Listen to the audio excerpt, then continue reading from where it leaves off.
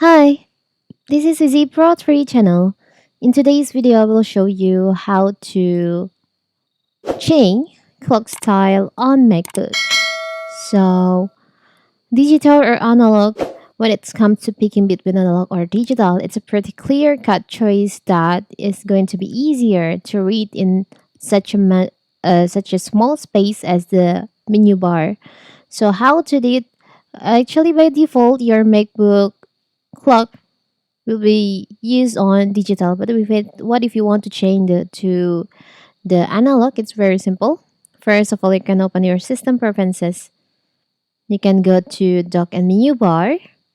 From here, you can just scroll down until you find there is an option clock. You can select on that. See, on the time option is set to digital. And you can also on my MacBook, on the menu bar is a digital. You want to change to analog, you can choose on analog. So you can see on my menu bar, the clock change turns it to analog clock. It's very simple, right? And if you want to change to digital, you can select on digital. So that is how to change your clock style on MacBook. Don't forget to like and subscribe and turn on the notification to keep you updated about this channel. Thank you and see you.